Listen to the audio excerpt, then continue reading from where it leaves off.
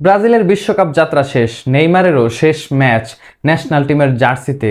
Carlo আনচেলত্তিকে নিয়ে অনেক প্রশ্ন উঠতে পারে, তবে সবচেয়ে বড় প্রশ্ন শুধু কি হল্যান্ডের বিপক্ষেই হেরেছে এই ব্রাজিল, নাকি কোথাও ঘাটতি ছিল, আরও অনেকগুলো পয়েন্ট ছিল এই ম্যাচে। সালামু আলাইকুম, আশা করি যে যেখানে আছেন সুস্থ আছেন। ব্রাজিল এই ম্যাচে হারায় অনেকেই আনচেলত্তির প্ল্যানিং নিয়ে প্রশ্ন তুলছেন ইতিমধ্যেই, কেননা নেইমারকে ফুল ম্যাচ তিনি কেন খেলায়নি, কিংবা কার্লো আনচেলত্তি জোয়াও পেদ্রোকে এই দলটার সঙ্গে নেয়নি। একটা ম্যাচ যখন একটা দল হারে, নিশ্চয়ই কোচের প্ল্যানিং নিয়ে অনেক প্রশ্ন উঠে আসে। কিন্তু আদৌ কি কার্লো আনচেলত্তির এই যে প্ল্যানিং, সেখানে কোথাও ঘাটতি ছিল? প্রথম ম্যাচে মরক্কোর বিপক্ষে ওই হেডটা যদি ইগোর থিয়াগো মিস না করতেন, সেই গোলটা তিনি করতেন এবং এরপরে নিয়মিতই তিনি এই দলটায় 11-এ থাকতে পারতেন। কিংবা শেষ ম্যাচে এনরিক যদি ওই ইজি চান্স মিস না করতো, জোয়াও পেদ্রোর নামটা কিংবা কার্লো আনচেলত্তির প্ল্যানিংয়ে ভুল ছিল, কেউ সেই প্রশ্ন কিন্তু করতো না কখনোই।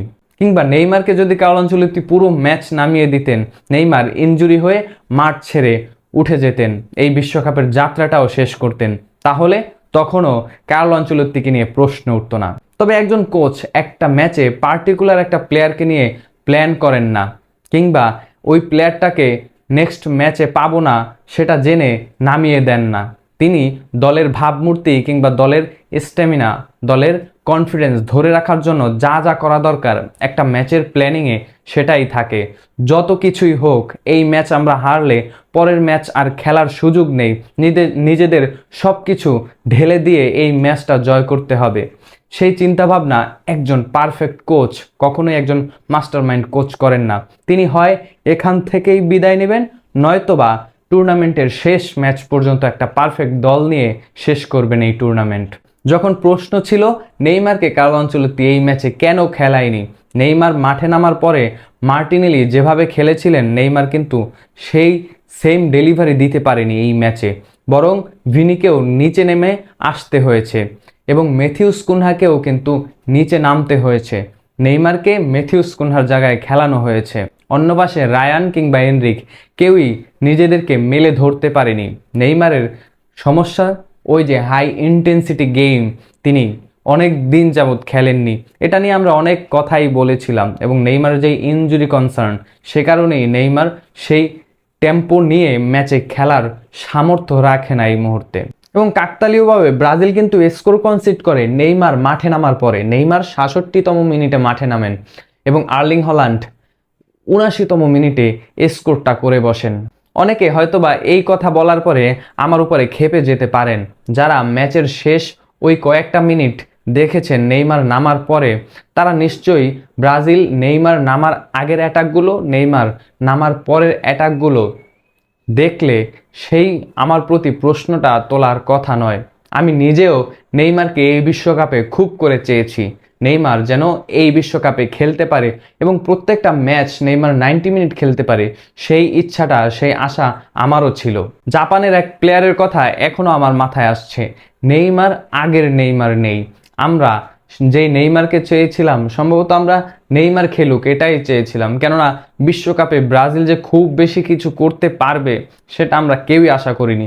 শেষ পর্যন্ত যখন দলের একের পর এক প্লেয়ার ইনজুরি হয়ে দল থেকে ছিটকে যাওয়ার উপক্রম হয় এবং এই বিশ্বকাপে এস্তেভাও, এদার মিলিতাও এরকমের প্লেয়ার, ভেন্ডারসন, তাদেরকে আমরা না পাই, তখন এই দলটা এলোমেলো এবং এই বিশ্বকাপে তেমন কিছু করতে পারবে না প্রতিপক্ষের বিপক্ষে, সেই ধারণা আমরা সবাই নিয়ে এসেছিলাম। প্রত্যেকটা মিশন যখন হেক্সা মিশন, এই মিশনটা অন্যরকম ছিল ব্রাজিল সেলেসাওদের জন্য। নেইমার সেজন্যই অনেকেই চেয়েছেন অ্যাটলিস্ট জিততে না পারুক, নেইমার তো খেলুক। তবে সব কিছুই ঠিক ছিল না একটা সিলেকশন। কার্লো আনচেলত্তি দানিলোর যেই সিলেকশনটা, কয়েকটা ম্যাচে তিনি কিছুটা ভালো পারফরমেন্স দিলেও আসল জায়গায় কিন্তু তিনিই ভুগিয়েছেন এই ব্রাজিল দলটাকে। দানিলো জাপানের বিপক্ষের ম্যাচে যেই গোলটা ব্রাজিল কনসিড করে, সেখানে ওই দানিলোর অবদানই। এবং আর্লিং হল্যান্ড, নেইমার পেনাল্টি পেয়ে যায়, সেই পেনাল্টিতে নেইমার স্কোরও করেন, অনেক ব্যাটেল হয় নরওয়ের গোলকিপারের সঙ্গে, কিন্তু প্রশ্ন আসে তখন তো নরওয়ে 2 গোলে এগিয়ে, 2 গোলের লিড, ম্যাচের বাকি আর 3-4 মিনিট। ব্রাজিল আর কি বা করতে পারবে?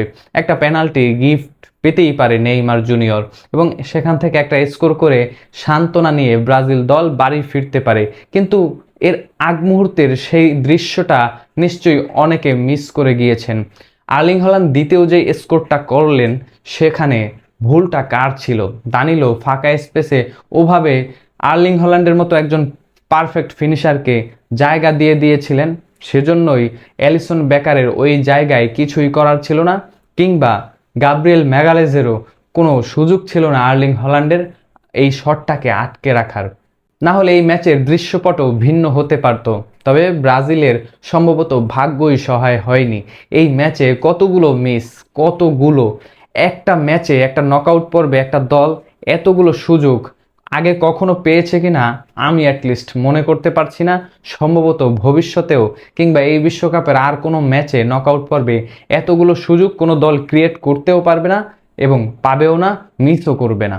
ভিনির শট আটকে দেওয়া কিংবা রায়ানের শট আটকে দেওয়া, মার্টিনেলি হেডটা পারফেক্টলি নিতে না পারা, কিংবা ওই যে ক্যাসিমিরোর ক্রসটা কেউ কানেক্ট করতে না পারা, এই চারটা সুযোগ, এনরিকের একটা মিস, পেনাল্টি মিস, এর বাইরেও আরও কতগুলো সুযোগ এসেছিল এই ম্যাচটাকে বের করার, ব্রাজিল কিছুই করতে পারেনি। অনেকে আবার প্রশ্ন তুলছেন, এই ব্রাজিলের পারফরমেন্স জাপানের ম্যাচের তুলনায় এতটা নিচু মানের কেনই বা ছিল? এটাও কি গেম প্ল্যান ছিল কিনা? ভিনিসিয়াস সেই জিনিসটা স্পষ্ট করেছেন। এভাবে তাদেরকে নরওয়ে আসলে চমকে দিয়েছে। ব্রাজিল কখনোই প্ল্যান করেনি এভাবে নিজেদেরকে গুটিয়ে নিয়ে পারফরমেন্স করা এবং কাউন্টার অ্যাটাকে নরওয়েকে ভরকে দেওয়া। ব্রাজিল সবসময় নিজেদের সেরাটাই এবং নিজেদের প্ল্যান অনুযায়ী খেলেছিল এই ম্যাচে অন্তত। এবং আরেকটা প্রশ্ন, ভিনিসিয়াস বলটা কেনই বা গুইমারেসকে দিয়েছিলেন? সেখানে কোচের প্ল্যানিং, এবং কোচ নিজেও সেই জিনিসটা পরবর্তী সংবাদ সম্মেলনে স্পষ্ট করেছিল। এই দলের সবচেয়ে যোগ্য পেনাল্টি টেকার নেইমার জুনিয়র, এবং এরপরে ইগোর থিয়াগু, 3 নম্বর পজিশনে রাফিনহা, এরপরেই এই যে ব্রুনো গুইমারেস, এরপরে হচ্ছে ভিনিসিয়াস জুনিয়র। তাহলে প্রশ্ন এখন স্পষ্ট, উত্তরটাও স্পষ্ট। যোগ্য হিসেবেই মাঠে যারা ছিলেন তাদের মধ্যে গিমারেসই সবচেয়ে জয় করতে পেরেছেন কার্লো আনচেলত্তির মন পেনাল্টি শুটআউট নেওয়ার ক্ষেত্রে। তবে ভাগ্য যখন সহায় না থাকে, 85তম মিনিটের সেই গোলটা যখন আটকে দেয় নরওয়ের গোলকিপার, আফসোস তখন আরও বেশি হয়ে যায়। তখন ওই ম্যাচে কিন্তু 1 গোলের লিড ছিল নরওয়ের, সেখানেও ম্যাচটা ড্র হতে পারত, কিন্তু ভাগ্যও সহায় হয়নি এই ম্যাচে। ব্রাজিল ভাগ্যের কাছেও এই ম্যাচে পরাজিত হয়েছে, সেটাও আমরা বলতেই পারি। তবে আপনার কি মনে হয়, এই ব্রাজিল তাদের প্ল্যানিংয়ে নাকি ভাগ্যের কাছেই হেরেছে? নেইমারের বিদায়, নেইমারের খেলতে পারা, কোনটা আপনাকে সবচেয়ে বেশি আনন্দ দিয়েছে, কোনটা সবচেয়ে বেশি বেদনা দিয়েছে? নিশ্চয়ই আপনার মূল্যবান মন্তব্য জানাবেন।